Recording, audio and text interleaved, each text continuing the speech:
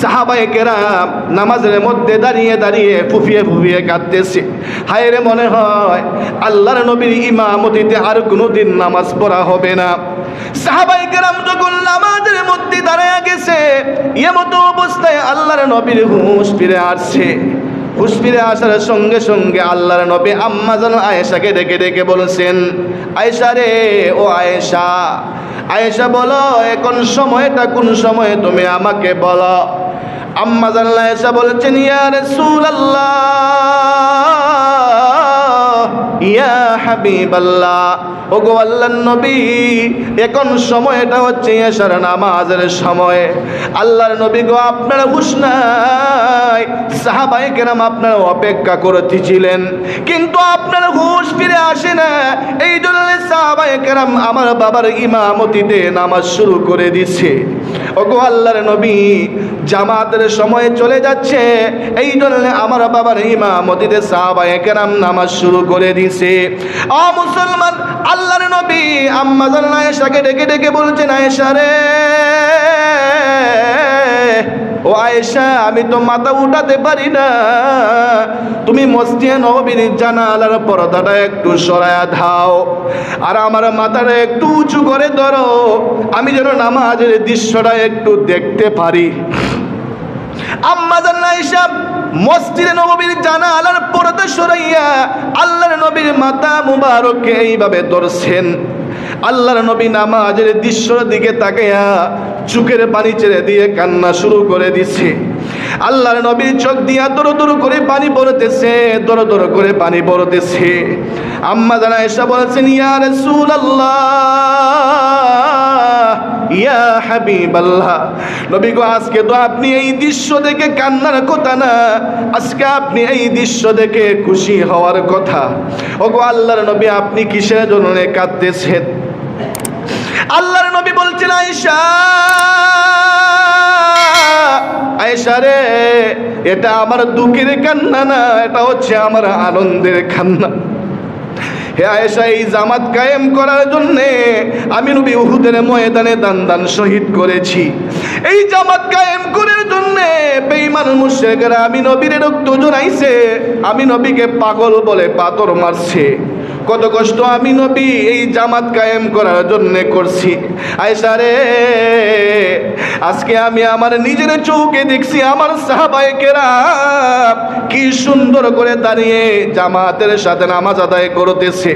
আয়েশা, এটা আমার দুঃখের কান্না না, এটা হচ্ছে আমার আনন্দের কান্না। আল্লাহু আকবার। প্রিয় ভাইরা আমার, ও মুসলমান, সাহাবায়ে কেরাম নামাজ শেষ করেছেন। আল্লাহর নবীর অসুস্থতা আরো বেড়ে গেছে, আরো বেড়ে গেছে। আল্লাহর নবীর মরণাপন্ন অবস্থা। সাহাবায়ে কেরাম আল্লাহর নবীকে চতুর্দিকে ঘেরাও করে বসে আছে। এমত অবস্থায় আল্লাহর নবী ইন্তেকালের আগ মুহূর্তে কলিজার টুকরা ফাতেমার কথা বলেন নাই। আল্লাহর নবী মৃত্যুর সময় কলিজার টুকরা নাতি দয় হাসান হুসাইনের কথা বলেন নাই। আল্লাহর নবী ইন্তেকালের সময় সাহাবায়ে কেরামদেরকে স্মরণ করে দিছে, ও সাহাবায়ে কেরাম, সাবধান সাবধান, আসসালাত আসসালাত আসসালাত ওয়া মা মালাকাত আইমানুকুম। হে আমার উম্মতেরা, নামাজ নামাজ নামাজ নামাজ ছেড়ে দিও না, নামাজ ছেড়ে দিও না। আপনার আমার নবী মৃত্যুর সময় উম্মতদেরকে নামাজের তাকিদ দিয়া গেছে। কিসে তাকিদ দিছে? নামাজের তাকিদ। প্রিয় ভাইয়ের আমার, প্রিয় মুসলিম কেরাম, তাহলে এতক্ষণের আলোচনায় কি বুঝলেন? নামাজের গুরুত্ব আছে কি আছে না? জোরে বলতে হবে, আছে কি আছে না? নামাজ না পড়লে, আল্লাহর ইবাদত না করলে আল্লাহ কি আমাদের প্রতি খুশি হবেন? নামাজ না পড়লে কি খুশি হবেন? আল্লাহর সাথে সম্পর্ক জোড়ানোর একমাত্র মাধ্যম হচ্ছে নামাজ। একমাত্র মাধ্যম কি? আসসালাতু মিরাজুল মুমিনিন। নামাজ হলো মুমিনের মেরাজ। নামাজ, আমরা তো নামাজে দাঁড়াচ্ছি না, আমরা আল্লাহর সাথে কথা বলছি। কার সাথে কথা বলছি? আল্লাহর সাথে কথা বলছি। প্রিয় ভাইয়ের আমার, মুসলমান, নামাজ ছেড়ে দেওয়া যাবে না। আপনি যদি অসুস্থ হয়ে যান, এরপরও আপনার উপরে নামাজ কি মাফ আছে? যে বলতে হবে নামাজ মাফ আছে। ইসলামের স্তম্ভ হচ্ছে 5টি। কয়টি? জুড়ে বলতে হবে, ইসলামের স্তম্ভ হচ্ছে কয়টি? 5টি। 1 নম্বরে রাসূল বলেন, বুনিয়াল ইসলামু আলা খামসিন শাহাদাতু আল্লাহ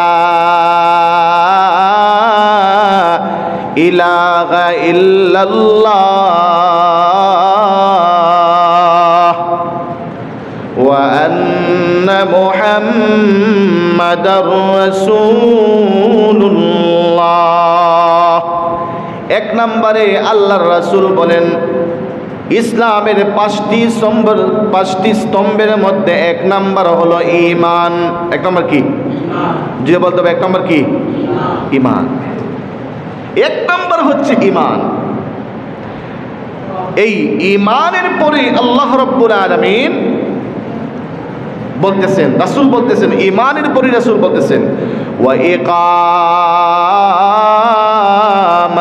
সালাহ। 2 নম্বরে আল্লাহ রাসূল বলতেছেন, ওয়া ইকামাস সালাহ। 2 নম্বর স্তম্ভ হচ্ছে নামাজ। 2 নম্বর কি? নামাজ। 5টি স্তম্ভের মধ্যে দ্বিতীয় স্থান অধিকার করেছে, দ্বিতীয় স্থান পেয়েছে নামাজে। কিসে পেয়েছে? নামাজ। প্রথম হচ্ছে ঈমান, ঈমানের পর হচ্ছে ইবাদত, নামাজ। প্রিয় ভাইয়ের আমার, ঈমান হলো আসল, ঈমান হলো আসল। ঈমান যদি না থাকে, ইবাদত করে কোনো ফায়দা হবে না। ঈমান আনার পরে বান্দা যখন ইবাদত করবে, তখন যাইয়া তার আমল নামায় এই আমলগুলো যাইয়া লিপিবদ্ধ হবে, জমা হবে, অ্যাকাউন্টে যাইয়া নেকিগুলো, সওয়াবগুলো জমা হবে। কথা কোন ঠিক না? আর ঈমান যদি না থাকে, তুমি যত ভালো কাজ করো না কেন, তোমার ওই ভালো কাজের কোনো মূল্য নাই। তুমি এই ভালো কাজের পুরস্কার আল্লাহর কাছ থেকে পাবা না। মুসলমান, কত বেঈমান, মুশরিক, নাস্তিক, মুরতাদেরা, কত ইহুদি খ্রিস্টানেরা ভালো ভালো কাজ করে, মানুষকে সহযোগিতা করে, মানুষকে সাহায্য করে, রাস্তাঘাট বানায়া দেয়, মানুষকে খাবার খাওয়ায়, মানুষের সাথে সুন্দর ব্যবহার করে। এগুলো হচ্ছে ভালো কাজ, সওয়াবের কাজ। কিন্তু ঈমান না থাকার কারণে, বেঈমান না থাকার কারণে এই নাফরমান ইহুদি খ্রিস্টানেরা, বেঈমানেরা যত ভালো কাজ করুক না কেন, এই ভালো কাজের কোনো মূল্য নাই। 1 পয়সার পুরস্কারও আল্লাহর কাছে পাবে না। ঠিক কি ঠিক না? কেন? আসলটাই নেই। কি নাই? আসল নাই। আসল কি? ঈমান। আসল কি? ঈমান। আসলটাই নাই। এই আসলটা না থাকার কারণে সে ভালো কাজ করলেও এই ভালো কাজের কোনো পুরস্কার পাবে না। প্রিয় ভাইয়েরা আমার, আপনারা যদি বন্দর বাজারে বাজার করতে যান, বাজার করতে গিয়েছেন, পকেটে নিয়েছেন 50,000 টাকা, নিয়ত করেছেন আজকে 50,000 টাকার বাজারই আমি করব। কিন্তু বাজারে যাওয়ার সময় হাতে করে ব্যাগ নিয়ে গেছেন, বাজার করে করে এই ব্যাগের ভিতরে রাখবেন। বাজার করে করে যেই ব্যাগের ভিতরে রাখবেন, ব্যাগ নিয়ে গেছেন, এই ব্যাগের তলা নাই। এই ব্যাগের কি নাই? যেটা বলতে হবে, এই ব্যাগের কি নাই? তলা নাই। প্রিয় ভাইয়েরা আমার, যেই ব্যাগের মধ্যে বাজার করে রাখবেন, এই বাজারের ব্যাগের মধ্যে তলা নাই। কিন্তু বাজারে যাইয়া আপনি বাজার করে করে করে করে 50,000 বা 50,000 টাকার বাজার করে আপনি এই ব্যাগের ভিতরে রাখছেন। আচ্ছা বলুন তো, 1 পয়সার বাজার কি বাড়িতে নিয়ে আসা যাবে? কি 1 পয়সার বাজার বাড়িতে নিয়ে আসতে পারবেন? হ্যাঁ? কেন? কেন? ব্যাগের তলা নাই। কি নাই? ব্যাগের কি নাই? তলা নাই। আপনি বাজার করে ব্যাগের ভিতরে রাখছেন ঠিকই, কিন্তু ব্যাগের তলা নাই, পড়ে গেছে গা। কথা কোন ঠিকই ঠিক না? প্রিয় ভাইয়েরা আমার, ঠিক তেমনি ভাবে যাদের ঈমান নাই, যারা বেঈমান, ওরা যত ভালো কাজ করুক না কেন ওদের কোনো উপকারে আসবে না, মরণের পরে কোনো পুরস্কার পাবে না। কেন? আসলটা না থাকার কারণে তলা দিয়া পড়ে গেছে। ঠিকই ঠিক না?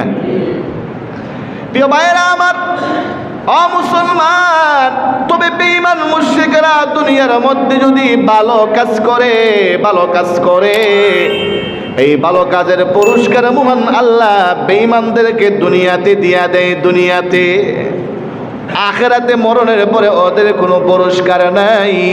বেঈমানেরা দুনিয়াতেই পুরস্কার পেয়ে যায়। বেঈমানেরা দুনিয়াতে ভালো কাজ করার কারণে টাকার মালিক হয়, পয়সার মালিক হয়। মুসলমান, দুনিয়াতে সম্মান পায়, দুনিয়াতে সুখে থাকে, দুনিয়াতে শান্তিতে থাকে, দুনিয়াতে যা মনে চায় তা করতে পারে, কিন্তু মরণের পরে ওদেরকে আল্লাহর পক্ষ থেকে কোনো পুরস্কার দেওয়া হবে না। ঠিক কি ঠিক না? বেঈমানেরা যদি দুনিয়াতে ভালো কাজ করে তাহলে পুরস্কার কোথায় পাবে? মরণের পরে না মরণের আগে? মরণের আগে। প্রিয় ভাইয়েরা আমার, বেঈমানেরা দুনিয়াতে ভালো কাজ করলে দুনিয়াতে ভালো কাজের পুরস্কার পেয়ে যাবে, মরণের পরে পাবে না। মরণের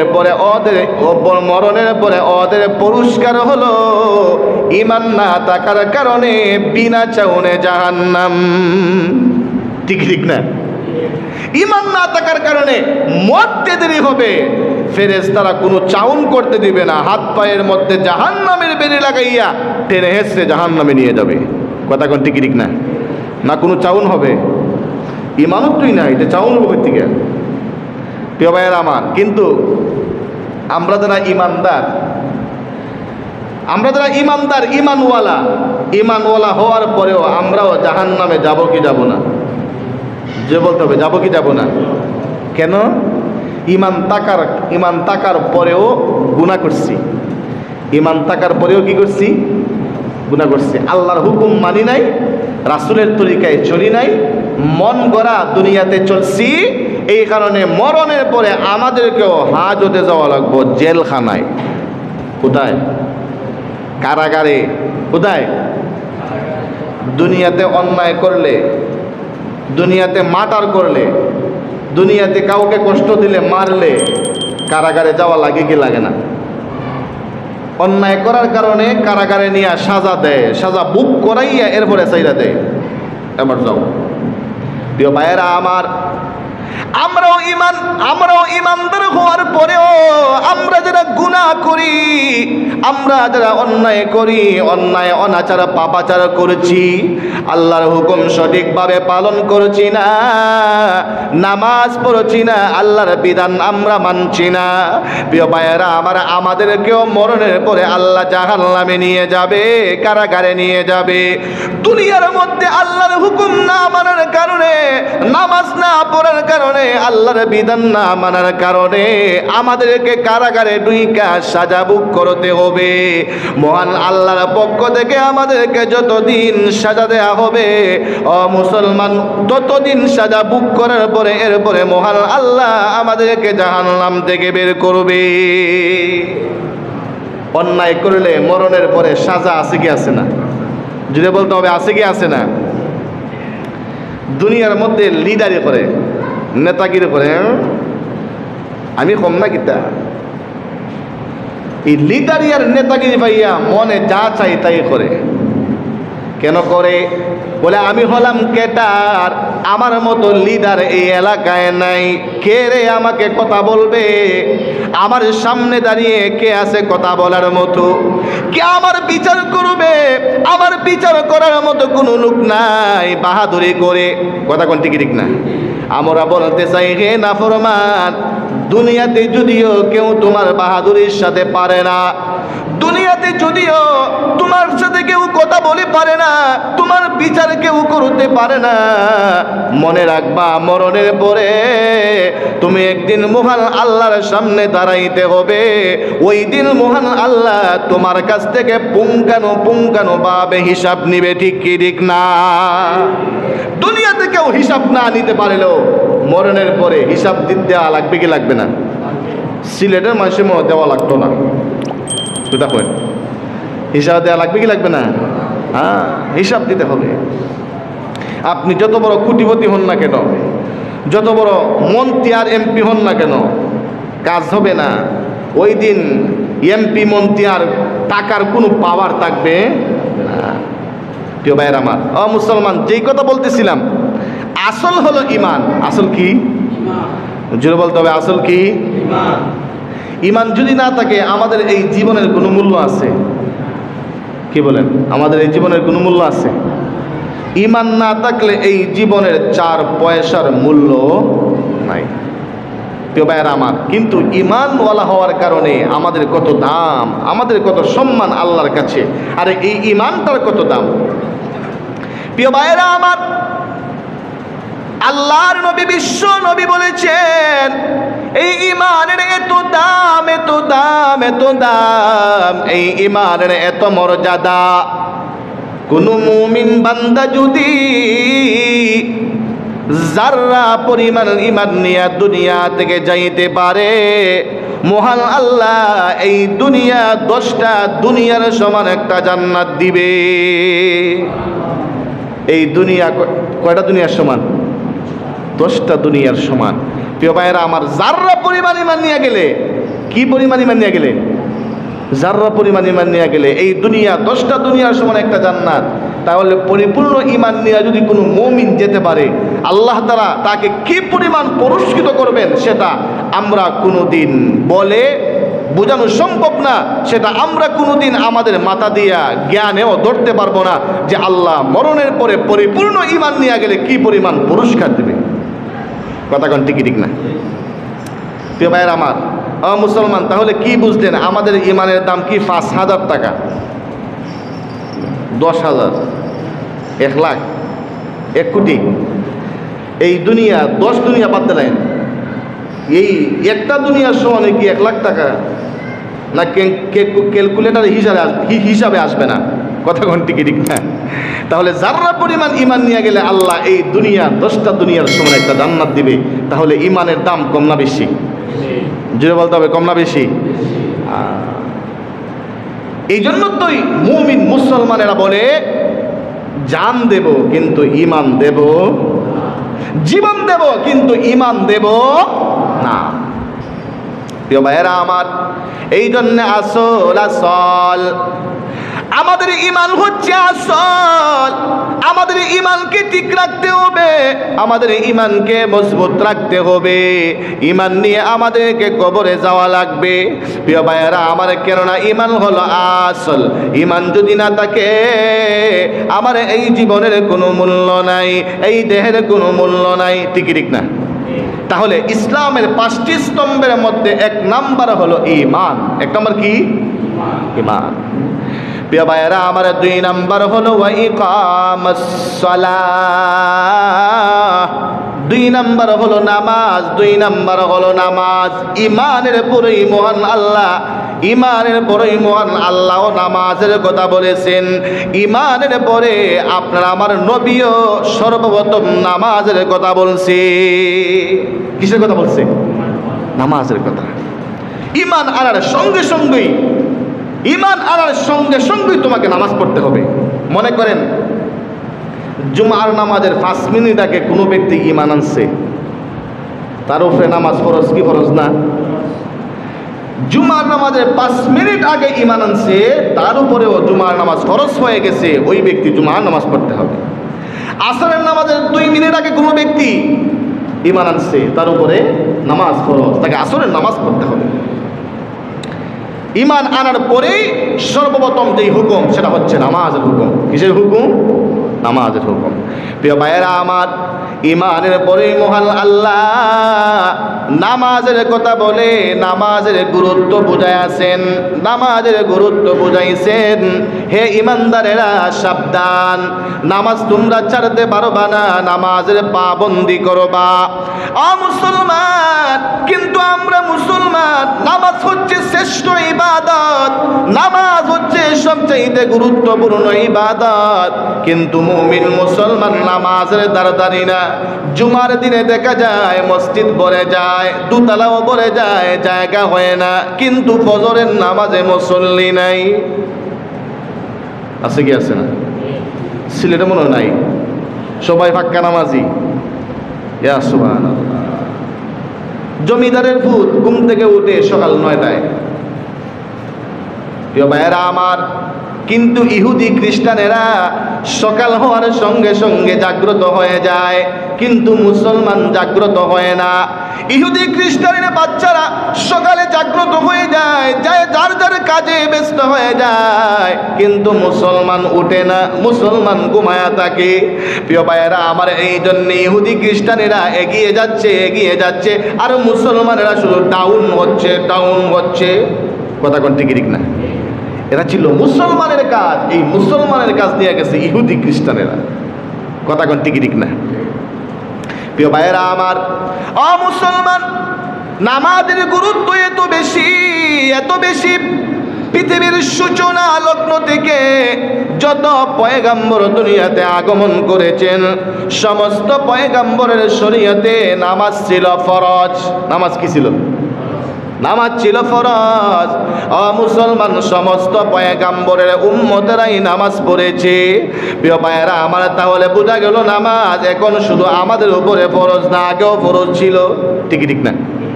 প্রিয় ভাইয়েরা আমার, মুসলমান, নামাজের গুরুত্ব এত বেশি, এত বেশি, আমার আল্লাহ কোরআনের মধ্যে নামাজের কথা একবার বলে নাই, নামাজের কথা একবার বলে নাই। মহান আল্লাহ নামাজের কথা কোরআনের মধ্যে প্রায় 82 বার নামাজের কথাই বলেছে। কয়বার? যদি বলতে হবে কয়বার? আচ্ছা বলুন তো, একটা কাজের কথা বারবার বললে এটার গুরুত্ব বাড়ে না কমে? জিরো বলতে হবে, পারে না কমে? তাহলে মহান আল্লাহ পবিত্র কোরআনে একমাত্র নামাজের কথাই বলেছেন 82 বার।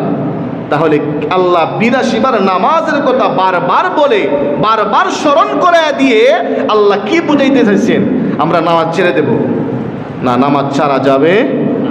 আল্লাহ বুঝাইছেন সাবধান, সাবধান। একবার বলেছেন আমরা যেন ভুলে না যাই, আবারও আল্লাহ স্মরণ করে দিছে। মুসলমান, আবারও আল্লাহ স্মরণ করে দিছে, আমরা যেন ভুলে না যাই, আবারও আল্লাহ স্মরণ করে দিছে। হে বান্দা, নামাজ, নামাজ, নামাজ ছাড়িস না, নামাজ ছেড়ে দিস না। 5 ওয়াক্ত নামাজ সঠিকভাবে আদায় করবে। বারবার মহান আল্লাহ নামাজের কথা বলে আমাদেরকে নামাজের প্রতি গুরুত্ব বাড়ায়া দিছে, নামাজের প্রতি গুরুত্ব দেওয়ার জন্য আমাদেরকে তাকিদ করেছে। ঠিক না? প্রিয় ভাইয়েরা আমার, মুসলমান, নামাজ তো গুরুত্বপূর্ণ ইবাদত। আল্লাহ রাব্বুল আলামিন, আল্লাহ রাব্বুল আলামিন কোরআনে 82 বার নামাজের কথা বলেছেন। আর মায়ার নবী হাদিসে বলেন, আউয়ালু মা ইউহাসাবু বিহিল আবদু ইয়াউমাল কিয়ামাতিস সালাহ। ও মুসলমান, আল্লাহর নবী বলেছেন কিয়ামতের দিন সর্বপ্রথম নামাজের হিসাব হবে। আল্লাহ কিয়ামতের দিন সর্বপ্রথম মুমিন মুসলমান বান্দার কাছ থেকে নামাজের হিসাব নেবে, নামাজের হিসাব। ওই কঠিন হাসরের ময়দানে আল্লাহ আমাদেরকে জিজ্ঞাসা করবে না, হে আব্দুল্লাহর বাবা তুমি কত টাকার মালিক দুনিয়াতে ছিলে। কিয়ামতের দিন মহান আল্লাহ আমাদেরকে জিজ্ঞাসা করবে না, হে আমার বান্দা দুনিয়াতে তুমি কয়টা বাড়ির মালিক ছিলে, এই কথা আল্লাহ জিজ্ঞাসা করবে না। প্রিয় ভাইয়েরা, আবার কিয়ামতের দিন মহান আল্লাহ আপনি আমাকে জিজ্ঞাসা করবে না, হে আল্লাহর গোলাম, হে আমার বান্দা তুমি কোন ইউনিয়নের চেয়ারম্যান ছিলে। কিয়ামতের দিন আল্লাহ জিজ্ঞাসা করবে না তুমি কোন উপজেলার চেয়ারম্যান ছিলে, মহান আল্লাহ কিয়ামতের দিন জিজ্ঞাসা করবে না তুমি কোন আসনের এমপি ছিলে। কিয়ামতের দিন আল্লাহ সর্বপ্রথম জিজ্ঞাসা করবে না বান্দারে তুমি কিসের মন্ত্রী ছিলে। ও মুসলমান, মহান আল্লাহ এই কোনো কিছুই জিজ্ঞাসা করবে না। কিয়ামতের দিন সর্বপ্রথম আল্লাহ বলবে হে আমার গোলাম বল বল, আমি আল্লাহ তোর উপরে নামাজ ফরজ করে দিয়েছিলাম, বল তুই দুনিয়ার মধ্যে থাকা অবস্থায় নামাজ পড়স কি পড়িস নাই, বল তাড়াতাড়ি বল। মহান আল্লাহ কিয়ামতের দিন সর্বপ্রথম বান্দার কাছ থেকে নামাজের হিসাব নিবে, ঠিক কি ঠিক না? কিসের হিসাব নিবে? জুড়ে বলতে হবে, কিসের হিসাব নিবে? প্রিয় ভাইয়ের আমার, ও মুসলমান, তাহলে দুনিয়াতে থাকা অবস্থায় যদি আমরা আল্লাহর হুকুম নামাজ সঠিকভাবে আদায় না করি, ওই দিন জবাব দেয়া যাবে? জুড়ে বলতে হবে, জবাব দেয়া যাবে? জবাব দেয়া যাবে। প্রিয় ভাইয়েরা আমার, ও মুসলমান, কিয়ামতের দিন মহান আল্লাহ মুমিন মুসলমান বেঈমান মুশরিক ইহুদি খ্রিস্টান সহ সবাইকে মহান আল্লাহ ডেকে ডেকে বলবে হে আমার গোলামেরা তোমরা শোনো, দুনিয়ার মধ্যে কি তোমরা আমি আল্লাহর কুদরতি পায়ে সেজদা দিয়েছিলে? দুনিয়ার মধ্যে কি তোমরা আমি আল্লাহ নামাজ ফরজ করেছিলাম, তোমরা কি আমি আল্লাহর হুকুম নামাজ পালন করেছিলে সঠিকভাবে?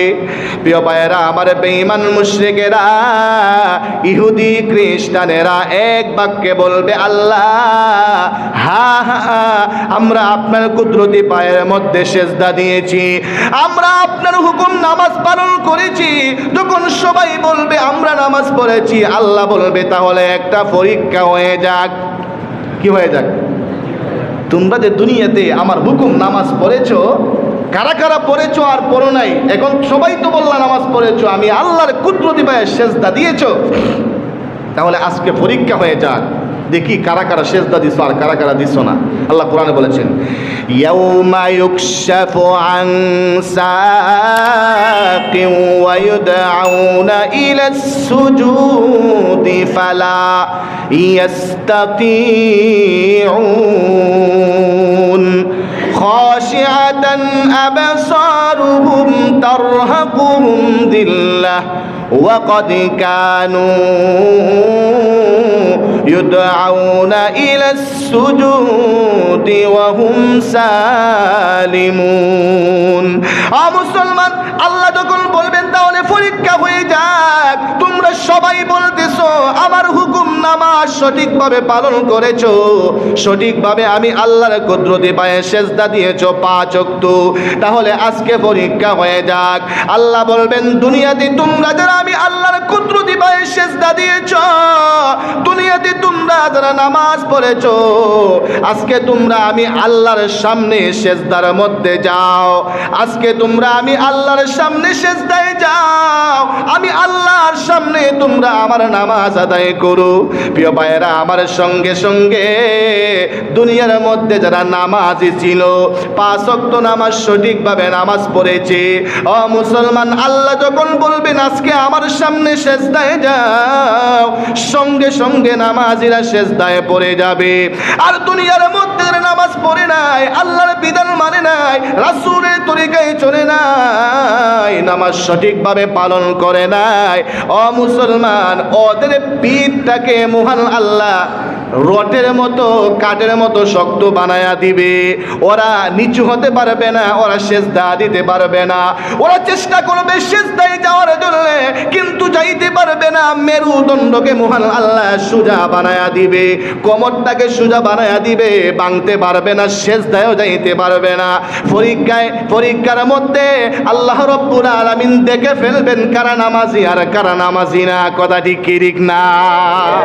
এখানেই পরীক্ষা হয়ে যাবে দুনিয়াতে কারা নামাজ পড়ছো আর কারা নামাজ পড়ো নাই। প্রিয় ভাইয়ের আমার, মুসলমান, আল্লাহ নিজের চোখের সামনে পরীক্ষা নিয়ে নিবে। মুসলমান, কিয়ামতের দিন ওই পরীক্ষায় যদি আমাদেরকে ফাঁস করতে হয়, নামাজ ফুইরা না না ফুইরা, যদি বলতে হবে নামাজ পড়ে না না পড়ে, যদি নামাজ না পড়ে কিয়ামতের দিন ঠিকই বলবেন আল্লাহ আমি নামাজ পড়ছি, পরে ফজরের নামাজ পড়ি নাই, জোহরের নামাজও পড়ি নাই, কিন্তু জুমার নামাজ খালি পড়ছি। কি কোন পরীক্ষা পাস করুন যাইব? না, কাঠের মতো আল্লাহ আপনার কোমরকে শক্ত বানায় দিবে। ইচ্ছা করবেন, চেষ্টা করবেন রুকুতে যাইতে, সেজদায় যাইতে, কিন্তু সম্ভব হবে না। তাহলে ওই পরীক্ষায় পাস করতে না পারলে জান্নাতে যেমন যাইব না, সঙ্গে সঙ্গে ফেরেশতারা জাহান্নামে হ্যান্ডকাফ লাগাইয়া জাহান্নামে নিয়ে যাবে। কথা কোন ঠিক না? প্রিয় ভাইয়েরা আমার, এই জন্যে মরণের পরে আমাদের সুখ শান্তির ঠিকানা জান্নাতে যাইতে হলে মহান আল্লাহর শ্রেষ্ঠ ইবাদত, গুরুত্বপূর্ণ ইবাদত নামাজকে আমাদের 5 ওয়াক্ত সঠিকভাবে জামাতের সাথে আদায় করা লাগবে। প্রিয় ভাইয়েরা আমার, মুসলমান, নামাজের এত গুরুত্ব, এত গুরুত্ব, এত গুরুত্ব, মহান আল্লাহ দুনিয়ার মধ্যে যত বিধান পাঠিয়েছেন, দুনিয়ার মধ্যে মহান আল্লাহ যত আহকাম পাঠিয়েছেন, আল্লাহ জিব্রাইলের মাধ্যমে নবীর কাছে পাঠাইছেন, কিন্তু একমাত্র নামাজ, নামাজ, নামাজ এত গুরুত্বপূর্ণ ইবাদত মহান আল্লাহ জিব্রাইলের মাধ্যমে পাঠায় নাই। আপনার আমার নবীকে দাওয়াত দিয়া মেরাজে নিয়ে গেছে, আপনার আমার নবীকে সম্মান দিয়া মেরাজে নিয়ে গেছে। মেরাজে নিয়া এই নামাজটা আমাদের উপরে ফরজ করেছে, ঠিক কি ঠিক না? ইচ্ছা করলে আল্লাহ জিব্রাইলের মাধ্যমে পাঠাইতে পারতেন, জিব্রাইলের মাধ্যমে না পাঠাইয়া স্বয়ং নবীকে, স্বয়ং বিশ্ব নবীকে, স্বয়ং তার হাবিবকে দেখে মেরাজের দিনে মেরাজে নিয়ে গেছেন। মেরাজে নিয়া আমাদের উপরে এই নামাজকে ফরজ করেছেন। প্রিয় ভাইয়েরা আমার, আপনার আমার নবী মেরাজে গেছেন। মেরাজে যাওয়ার পরে আপনার আমার নবী জান্নাত ভ্রমণ করেছেন, আপনার আমার নবী জাহান্নাম ভ্রমণ করেছেন। আপনার আমার নবী আল্লাহর কাছে বসে বসে সরাসরি কথা বলেছেন। প্রিয় ভাইয়েরা আমার, মুসলমান, মেরাজের সফর যখন শেষ হয়ে গেছে, আপনার আমার নবী এবার মেরাজ থেকে আগমন করবেন। এবার মহান আল্লাহ বিশ্ব নবী রাহমাতুল্লিল আলামিনকে ডেকে ডেকে বলেন, হাবিব আমার, বন্ধু আমার, আমি তো আপনার উম্মতকে কিছুই দিতে পারলাম না। আমি আপনার উম্মতের জন্য 50 ওয়াক্ত নামাজ দিলাম, নেন এই 50 ওয়াক্ত নামাজ আপনি নিয়ে যান। প্রিয় ভাইয়েরা আমার, আপনার আমার নবী খুশি মনে 50 ওয়াক্ত নামাজ দিয়া নবীজি রওনা হয়ে গেছেন দুনিয়ার দিকে। নবীজি রওনা হয়ে গেছেন। মুসলমান, আসার সময় ষষ্ঠ আকাশে আসার পরে পয়গম্বর মুসা কালিমুল্লাহর সাথে সাক্ষাৎ হয়েছে, দেখা হয়েছে। মুসা কালিমুল্লাহ ডেকে ডেকে বলেন, ও আল্লাহর পয়গম্বর, ও গো আল্লাহর হাবিব মুহাম্মদ সাল্লাল্লাহু আলাইহি ওয়াসাল্লাম, ও গো আল্লাহর হাবিব, আপনি মেরাজ করে আসলেন, আল্লাহর সাথে আল্লাহর সঙ্গে বসে বসে সরাসরি কথা বলে আসলেন, জান্নাত জাহান্নাম ভ্রমণ করে আসলেন। ও গো আল্লাহর হাবিব, মহান আল্লাহ আপনার উম্মতের জন্য কি উপহার দিয়েছে? আল্লাহর নবী ডেকে ডেকে বলেন, হে মুসা কালিমুল্লাহ, ও গো আল্লাহর পয়গম্বর মুসা, মহান আল্লাহ আমার উম্মতকে 50 ওয়াক্ত নামাজ উপহার দিয়েছে। মুসা কালিমুল্লাহ ডেকে ডেকে বলেন, হে মুহাম্মদ সাল্লাল্লাহু আলাইহি ওয়াসাল্লাম, আপনার উম্মত 50 ওয়াক্ত নামাজ আদায় করতে পারবে না। ও গো আল্লাহর হাবিব যান, আপনি আবার যান, আরো কমায়া নিয়ে আসেন। আপনার আমার নবী আবারও আল্লাহর কাছে গেছেন, যা বলতেছেন, আল্লাহ আমার উম্মত 50 ওয়াক্ত নামাজ আদায় করতে পারবে না, প্রভু গো আমার উম্মতের জন্য নামাজকে আর একটু কমায়া দেন। মুসলমান, আল্লাহ বলেন, হে আমার হাবিব যান, 5 ওয়াক্ত কমায়া দিলাম। এবার আল্লাহর নবী 45 ওয়াক্ত নামাজ দিয়ে আবারও রওনা দিয়েছে। প্রিয় ভাইয়েরা আমার, আবারও ষষ্ঠ আকাশের মধ্যে এসে আবারও মুসা কালিমুল্লাহর সাথে সাক্ষাৎ হয়েছে। মুসা কালিমুল্লাহ আবারও ডেকে ডেকে বলছেন, হে আল্লাহর হাবিব, এবার মহান আল্লাহ কত ওয়াক্ত কমায়া দিছে? আল্লাহর নবী বলেন, মহান আল্লাহ 5 ওয়াক্ত কমায়া এবার 45 ওয়াক্ত দিয়া দিছে। মুসা কালিমুল্লাহ বলেন, না, আপনার উম্মত 45 ওয়াক্ত নামাজ সঠিকভাবে আদায় করতে পারবে না। যান, আবারও যান, আবারও যাইয়া কমায়া নিয়ে আসেন। আপনার আমার নবী আবারও গেছেন দ্বিতীয়বার, আবারও মহান আল্লাহ 5 ওয়াক্ত কমায়া দিছে। কত কমাই দিছে? 5 ওয়াক্ত কমায় দিছে, আর আছে কয়েক তো 40 ওয়াক্ত। আবারও আসছেন, আবারও দেখা হয়েছে। এভাবে মুসা কালিমুল্লাহ আপনার আমার নবীরে 9 বার পাঠাইছেন। কয়বার? যদি বলতে হবে কয়বার? মুসলমান, 9 বার যখন মহান আল্লাহর কাছে যাইয়া আপনার আমার নবী 45 ওয়াক্ত নামাজ কমায়া দিছেন, কমায়া নিয়েছেন। 45 ওয়াক্ত নামাজ আল্লাহ কমায়া দিছে। প্রিয় ভাইয়েরা আমার, মুসলমান মুসা কালিমুল্লাহ যখন 9ম বার আবারও বলতেছেন যাওয়ার জন্যে, এমত অবস্থায় আপনার আমার নবী ডেকে ডেকে বলেন, হে মুসা কালিমুল্লাহ, ওগো আল্লাহর পয়গম্বর, না আর আমি আল্লাহর কাছে যাইতে পারবো না। আমার আল্লাহ আমার উম্মতকে 45 ওয়াক্ত নামাজ কমাইয়া এবার 5 ওয়াক্ত নামাজ দিয়া আমার আল্লাহ আমার কাছে ওয়াদা করেছেন, আমার উম্মতকে সুসংবাদ শোনাইছেন। ওগো আমার হাবিব, ওগো আমার বন্ধু, আপনার উম্মতেরা যদি এই 5 ওয়াক্ত নামাজ সঠিকভাবে আদায় করতে পারে, আমি আল্লাহ ওয়াদা করলাম আপনার উম্মতের আমল নামার মধ্যে 50 ওয়াক্ত নামাজের সব দান করে দেব। আল্লাহু আকবার। প্রিয় ভাইরা আমার, মুসলমান, শেষ পর্যন্ত 5 ওয়াক্ত নামাজ নিয়ে আপনার আমার নবী দুনিয়াতে আসছেন। এই 5 ওয়াক্ত নামাজ আমাদের উপরে ফরজ করে দিয়েছেন কে? জুড়ে বলতে হবে কে? প্রিয় ভাইরা আমার, মুসলমান, যেই কথাটা আমি আপনাদেরকে বুঝাইতে চেয়েছিলাম, অন্যান্য বিধান আল্লাহ জিব্রাইল আলাইহিস সালামের মাধ্যমে দুনিয়াতে পাঠাইছেন, কিন্তু এই নামাজকে, একমাত্র নামাজের বিধানকে আল্লাহ তাআলা নবীকে মেহমান বানিয়ে মেরাজে নিয়ে দিয়েছেন। তার মানে নামাজের গুরুত্ব কম না বেশি? যেটা বলতে হবে কম না বেশি? আল্লাহ গুরুত্ব বুঝাইছেন, দেখো আমি আল্লাহ সমস্ত বিধান জিব্রাইলের মাধ্যমে পাঠাইছি, কিন্তু একমাত্র নামাজকে আমি আল্লাহ জিব্রাইলের মাধ্যমে পাঠাই নাই। আমি আপনাকে স্বয়ং নিয়ে আসছি, তোমাদের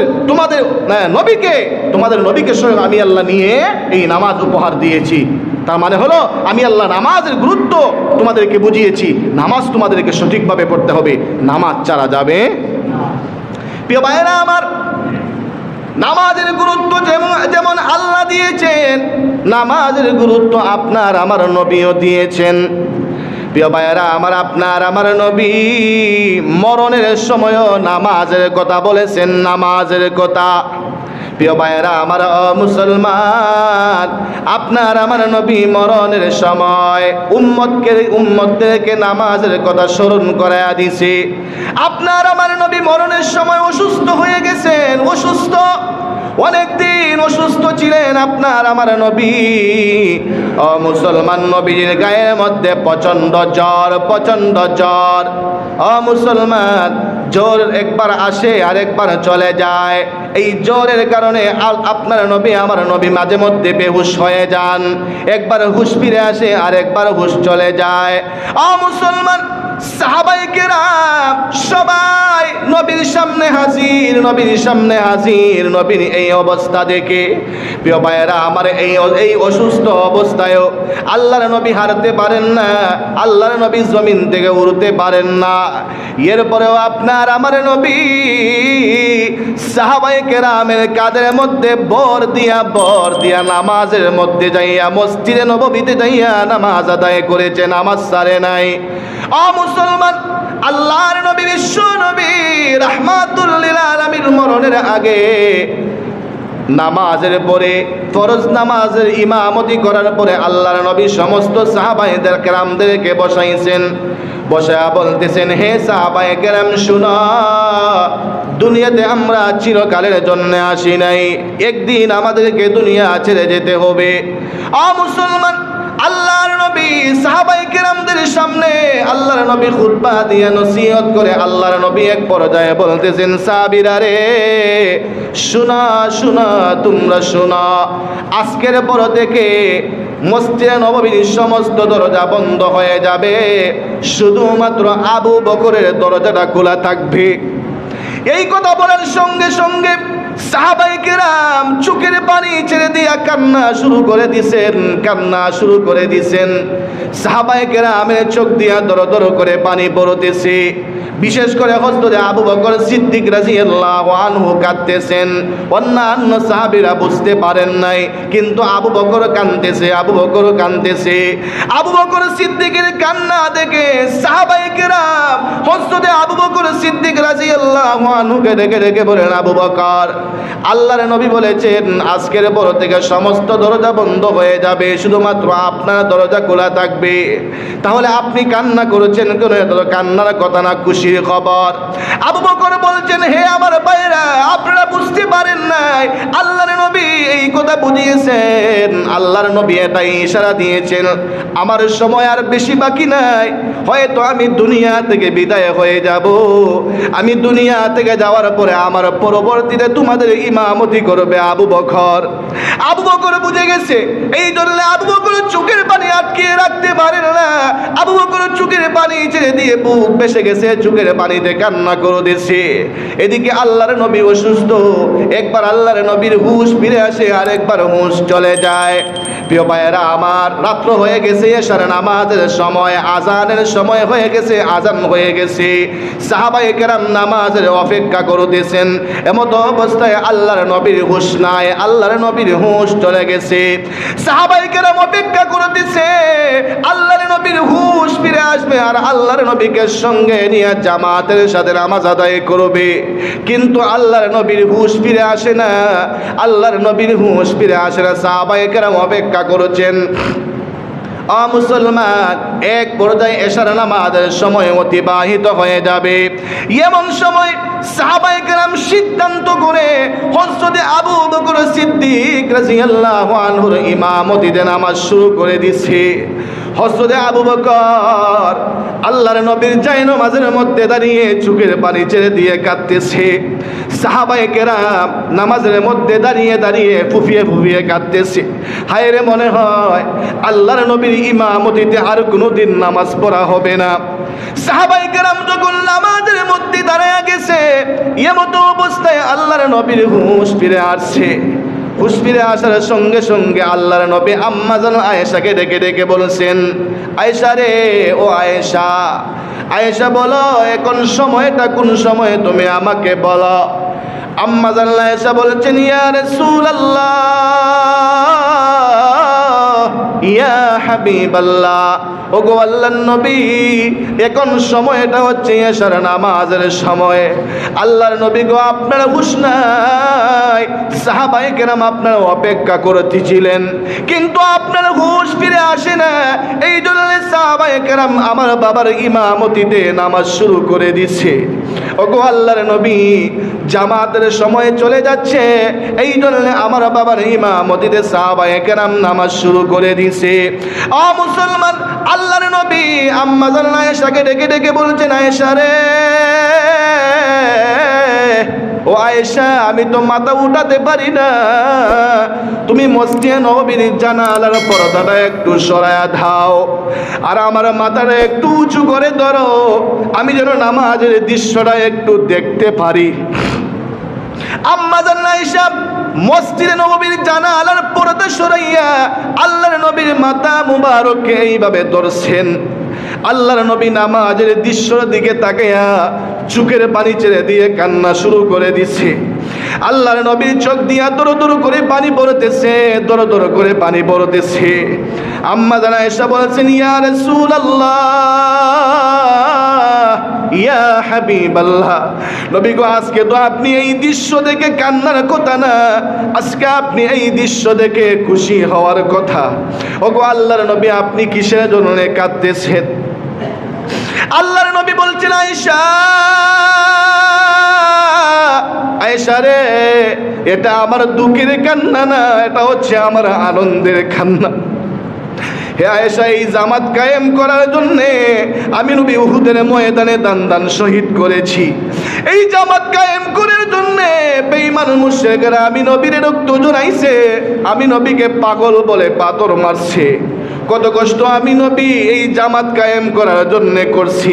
আয়েশা রে, আজকে আমি আমার নিজের চোখে দেখছি আমার সাহাবায়ে কেরাম কি সুন্দর করে দাঁড়িয়ে জামাতের সাথে নামাজ আদায় করতেছে। আয়েশা, এটা আমার দুঃখের কান্না না, এটা হচ্ছে আমার আনন্দের কান্না। আল্লাহু আকবার।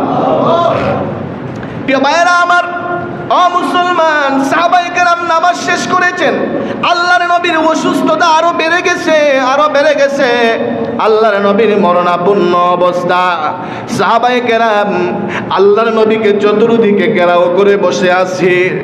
এমত অবস্থায় আল্লাহর নবী ইন্তেকালের আগ মুহূর্তে কলিজার টুকরা ফাতেমার কথা বলেন নাই। আল্লাহর নবী মৃত্যুর সময় কলিজার টুকরা নাতি দয় হাসান হুসাইনের কথা বলেন নাই। আল্লাহর নবী ইন্তেকালের সময় সাহাবায়ে কেরামদেরকে স্মরণ করে দিছে, ও সাহাবায়ে কেরাম, সাবধান সাবধান, আসসালাত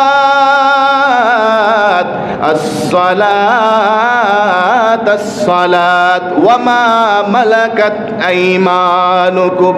হে আমার উম্মতেরা, নামাজ নামাজ নামাজ নামাজ ছেড়ে দিও না, নামাজ ছেড়ে দিও না। আপনার আমার নবী মৃত্যুর সময় উম্মতদেরকে নামাজের তাকিদ দিয়া গেছে। কিসে তাকিদ দিছে? নামাজের তাকিদ। প্রিয় ভাইয়ের আমার, প্রিয় মুসলিয়ানে কেরাম, তাহলে এতক্ষণের আলোচনায় কি বুঝলেন? নামাজের গুরুত্ব আছে কি আছে না? জোরে বলতে হবে, আছে কি আছে না? নামাজ না পড়লে, আল্লাহর ইবাদত না করলে আল্লাহ কি আমাদের প্রতি খুশি হবেন? নামাজ না পড়লে কি খুশি হবেন? আল্লাহর সাথে সম্পর্ক জোড়ানোর একমাত্র মাধ্যম হচ্ছে নামাজ। একমাত্র মাধ্যম কি? আসসালাতু মিরাজুল মুমিনিন। নামাজ হলো মুমিনের মেরাজ। নামাজ, আমরা তো নামাজে দাঁড়াচ্ছি না, আমরা আল্লাহর সাথে কথা বলছি। কার সাথে কথা বলছি? আল্লাহর সাথে কথা বলছি। প্রিয় ভাইয়ের আমার, ও মুসলমান, নামাজ ছেড়ে দেওয়া যাবে না। আপনি যদি অসুস্থ হয়ে যান, এরপরও আপনার উপরে নামাজ কি মাফ আছে? যে বলতে হবে নামাজ মাফ আছে। আপনার যতক্ষণ পর্যন্ত আপনার হুঁশ জ্ঞান থাকবে, আপনি বিছানা থেকে না উঠতে পারলেও আপনার উপরে নামাজ ফরজ। আপনি উঠতে পারেন না, হুঁশ আছে ঠিকই, কিন্তু চলতে পারেন না, উঠতে পারেন না, বিছানায় শুয়ে থাকেন, আপনাকে ইশারা দিয়ে হলেও নামাজ পড়তে হবে।